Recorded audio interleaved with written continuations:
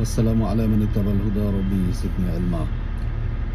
সূরা কাসাস 28 নম্বর সূরার 85 নম্বর আয়াত, ইন্নাল্লাযী ফারাদা আলাইকাল কুরআন লা রাদ্দুকা ইলা মাআদ কুর রব্বি আ'লামু মান জাআ বিল হুদা ওয়া মান হুয়া ফি দালালিন মুবিন।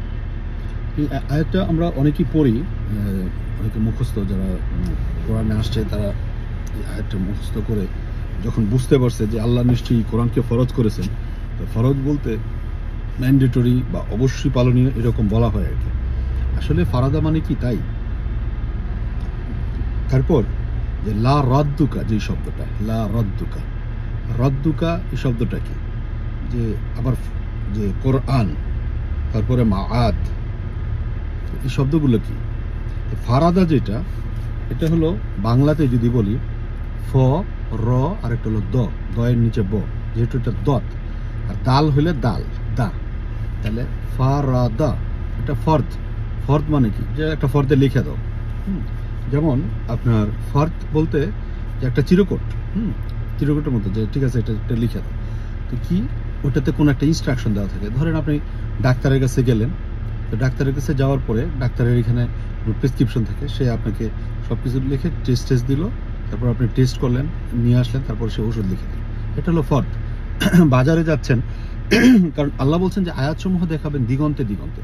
30 নম্বর সূরার যে 22 নম্বর 30 নম্বর সূরার যে আপনার 22-এ যেটা বলছে যে সকল ভাষায় হচ্ছে আল্লাহর, আর যে 30-এর 30 যেটা হচ্ছে ফিতরাতের দিকে তাকাও, যে ফিতরাতের উপর আমি মানুষের সৃষ্টি করেছি। এইরকম একটা ওয়ার্ড দিলেন যেটা আপনি চিনেন না, আপনি আশেপাশে দেখবেন। এটা আল্লাহ বলছেন 41 নম্বর সূরার 53 নম্বর আয়াতে, যে আমি আমার আয়াতসমূহ দেখাবো দিগন্তে দিগন্তে, যতক্ষণ পর্যন্ত তাদের কাছে স্পষ্ট না হয় যে উহাই সত্য। তাহলে ফর্দ শব্দটা কিন্তু আমরা ব্যবহার করি, যে একটু ফর্দে লিখে দাও। এখন প্রেসক্রিপশন হতে পারে, ওইখানে ডাক্তার বলতে পারে আপনি এই ওষুধগুলো আপনি খাবেন, 1 মাস পরে এসে দেখা করবেন, টাইমলি ওষুধ খাবেন, এই খাবারগুলো খাবেন না। তো এখন তার ইনস্ট্রাকশন যদি আপনি, কারণ সে এই বিষয় নিয়ে পড়াশোনা করছে, তার জ্ঞান আছে, সে আপনাকে বলছে। এখন প্রেসক্রিপশন নিয়ে যদি আপনি রেখে দেন, ওষুধ না কিনেন বা কিনলেন, খেলেন না, আপনাকে যেগুলো খেতে নিষেধ করছে এগুলো আপনি খাচ্ছেন, যেগুলো আপনার ভালো লাগে সেগুলো হয়তো ডাক্তার আপনাকে নিষেধ করছে, কিন্তু আপনি ওইগুলোই খাচ্ছেন, তাহলে তো সুস্থতা আশা করা যায় না। ফর্দের গুরুত্ব, এখন ডাক্তার লিখে দিল ঠিক আছে, কিন্তু এটা যদি আপনি ইমপ্লিমেন্টেশন যদি আপনি ঠিক মতো না করেন, তাহলে কিন্তু আপনার আসলে যেই জন্য ডাক্তারের কাছে গিয়েছিলেন, তো সেটা আসলে সলভ হলো না আর কি। এইরকম যে যেটা হচ্ছে যে আপনার সুস্থতার জন্য আপনার কোর যেই সিস্টেম, আপনার শারীরিক মানসিক যে কোনো জায়গায় ওই জিনিসটা যদি আপনি ঠিকঠাক করতে চান, তাহলে আপনার কি লাগবে? যে ঠিকঠাক করতে চাইলে আপনার ওই জিনিসগুলো ঠিক করতে হবে। যে কোর যেই ব্যাপার, এখন কোরটা কি? কোরটা হচ্ছে ধরেন আপনার যেমন কোরআন বলতে গেলে এটা যেমন আপনি একটা নারিকেল আপনি খাবেন, তাহলে নারিকেলটা কি করবেন? নারিকেলটা পারবেন, এটা ছুলে তারপর এটাকে ভাঙবেন, ভেঙে ভিতরের যে কোর ব্যাপারটা, তো সেটাকে আপনি কোরআনি দিয়ে, এই যে কোরআনি দিয়ে এই কোর বিষয়টাকে আপনি কি করবেন? তো নারিকেলের যে কোর সেটা তো ইনসাইডে। এখন আপনি সব কিছু করলেন, যে আপনার কাভারগুলো আনকাভার করলেন, নারিকেলটা ছোলার পরে ভিতরের যে কোর ব্যাপার আছে, এখন এটাকে যদি আপনি আঘাত না করেন, এটাকে যদি ভাগ না করেন, এটা হলো ফাড়া। এখন এটা কাগজও ফাড়া হতে পারে, আপনার নারকেলও ভাঙা হতে পারে, যে এটা ফাড়লে ভিতরের যেই ব্যাপারটা সেটা বের হয়ে আসবে, সেটা আপনার জন্য উইক হয়ে যাবে, আপনার জন্য এটা মুক্ত হবে। এখন এই ফাড়া আর দত মানে হচ্ছে এটা দুর্বল করা, এটা হার্ড জিনিস, এটাকে ভাঙতে হবে, ভেঙে এটার ভিতর থেকে আপনার বের করতে হবে। এটা যেটা আল্লাহ যে হিজরের কথা বলছেন, যে পাথরের ভিতর থেকে আপনার পানি সিঞ্চিত হয়, নির্গত হয়। এখন এই যে ফার্দ মানে এই যে এরকম কাগজের মতো, এই যে ধরেন আপনার এই নিউজ পেপার, ম্যাগাজিন, তারপর ধরেন এই যে একটা ইনভ্লাবের ভিতরে কি, এখন এটা কিন্তু আপনার ইনভ্লাবের ভিতরে কি আছে আপনি জানেন না, তাহলে এটা খুলতে হবে। তো খুলতে হলে কি করতে হবে? এটা এরকম খুলতে হবে, যে এই সাইডে যদি আমি ধরি, অথবা এই সাইডে ধরি, তাহলে এটাকে এরকম যে ফাড়লাম, এটা ফাড়ার পরে আমি এটা ভিতরে দেখবো যে কি আছে। এটা যদি না খুলি, এটা যদি আনকাভার্ড না হয়, তাহলে তো আমি এটা বুঝবো না। তাহলে এটা খোলা হলে যে, তাহলে ভিতরে কি পাইলাম? একটা ফর্দ। এই ফর্দটাতে কি লেখা, এটা আমিই লিখছি, যে এখানে হচ্ছে যে আপনার পর ইকরা রিড, পড়ো ইকরা রিড। আর এখানে যদি আসেন যে প্রতিষ্ঠা করো, যেটা হচ্ছে আকিম, যেটা হচ্ছে স্যাটেল। আপনি যে কোনো ভাষায় পড়েন, তাহলে এই যে যেটা হচ্ছে আপনার ইকরা, যে শব্দটা আমি আরবিতে লিখে নেই, যদিও বাংলাতে লিখছি, তাহলে এটা হলো একটা ফর্দ। এটার ভিতরে ইনস্ট্রাকশন আছে যে তুমি পড়ো, তুমি যেটা পড়ছো সেটাকে তুমি সেটেল করো, তুমি ওটাকে প্রতিষ্ঠা করো। যা ডাক্তার আপনাকে দিল, আপনি ওটাকে পড়লেন, ঠিক আছে, প্রেসক্রিপশন, ওষুধও নিলেন, কিন্তু আপনাকে যখন যেভাবে যেটা করতে বলছেন সেটা আপনি করেন না, তাহলে ওই যে প্রেসক্রিপশন যেটা পড়লেন সেটা আপনি আসলে বাস্তবায়ন করেন না। এই আকিম যে শব্দটা, এটা হচ্ছে আসলে বাস্তবায়ন।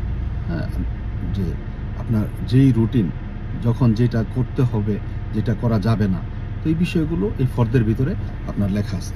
তো এটা হচ্ছে যে কোর যেই ব্যাপারগুলো, ডাক্তার তো আপনার অনেক রোগ পাইছে, কিন্তু কোর যেই ব্যাপারটা যেখানে আপনার দরকার, তো কোর ইনকোয়ারি, ডাক্তারের কাছে গেলে বলে যে বাড়ি কি আপনার কি সমস্যা বলেন, তাহলে এটা কি আসলে সে আপনাকে কোয়ারি করতেছে, কোয়ারি, কিউ এবং আর, কোয়ার, ইনকোয়ারি করতেছে, কোয়ার আন,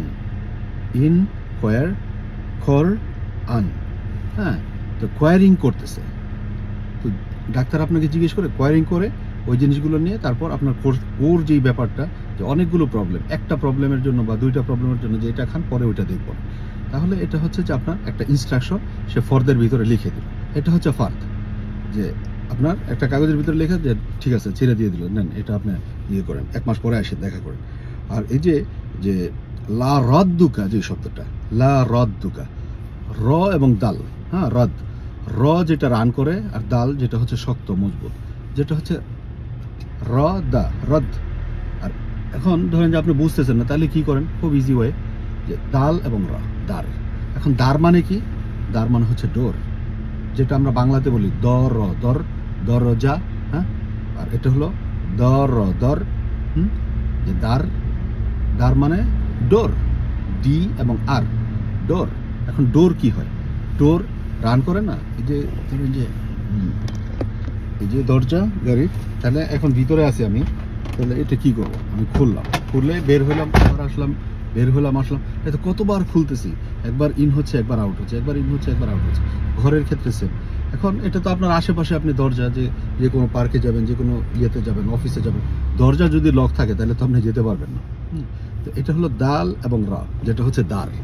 তো দাল যেটা হচ্ছে আপনার ডি, যেটা শক্ত মজবুত, দরজা লাগানো আছে, এখন বাইরে থেকে কেউ আসতে পারবে না, একটা বাড়িতে গেট লাগানো আছে, তাহলে কেউ ভিতরে যেতে পারবে না, এটা হলো ডি।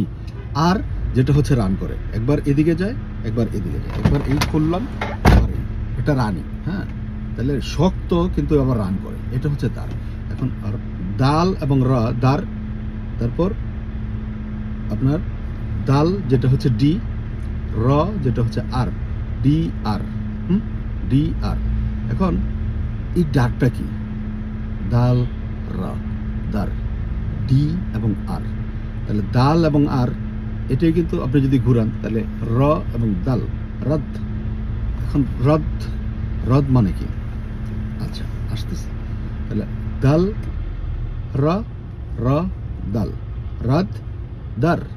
এখন দার আসলে রোধ করে, বাইরে থেকে আমি যেন পড়ে না যাই, আমি ঘুমাচ্ছি যেন পড়ে না যাই, হ্যাঁ, আমাকে প্রটেক্ট করবে, আবার দরকার হলে এটা করবে, মানে একটা শক্তভাবে, দাল যেটা শক্ত মজবুত, র যেটা রান করে। এখন যখন যেইভাবে তাকে কমান্ড করা হবে সে ওইভাবে করবে। আসলে দাল যেটা, সেটা হচ্ছে দালিল, এটা কোরআন যেটা বলছে যে লা রদ্দুকা ইলা মাআদ, যে আমি তোমাকে ফরজ করে দিয়েছি, যেটা ফরজ না, কিন্তু ফরজ নিয়ে তো এর আগে কথা বলেছি, এটা যে দালিল। লা রদ্দুকা ইলা মাআদ, রদ্দুকা আসলে রোড, দাল রা দাল, রোড মানে কি? যেটার উপর দিয়ে আমরা চলাচল করি। এই যে দরজাতে যাইতে হলো আপনার একটা প্যাসেজ দিয়ে, তারপর এই দরজাটাও একটা প্যাসেজ কিন্তু ঢোকার জন্য, রোড। আল্লাহ এই দরজার দিকে, লা রদ্দুকা ইলা মাদ, এটার দিকে তোমাকে অবশ্যই ফিরিয়ে আনবে। তাই মাদের ভিতর এবং আইন এবং দাল আছে, যেটা আদ জাতির কথাও আছে, আবার এটা পজিটিভ নেগেটিভ। আল্লাহ যেটা সূরা ইয়াসিনের 36 বলছেন যে আমি প্রত্যেকটা জিনিস তৈরি করেছি জোড়ায় জোড়ায়, প্রত্যেকটা জিনিসেরই আপনার জোড়া আছে। আপনার চুম্বক উত্তর মেরু দক্ষিণ মেরু, যেটা আলিফ আল্লাফা, যেটা আকর্ষণ করা। তো এরকম ব্যাপারগুলো আমরা যদি কোরআন থেকে দেখি তাহলে হয়তো ইনশাল্লাহ আমাদের দ্বারগুলোকে খুলে দিবেন। এখন ফার্দ যদি না খুলি, এটা যদি যে খামের মতো এটা আছে, এটা যদি এটা খুলে খুলে খুলে মানে একদম খুলতে হবে, ফা রা, ফা খোলা, র বারবার করে দত, তখন এটা আপনার কাছে দুর্বল হয়ে যাবে, আপনি এটা বুঝতে পারবেন।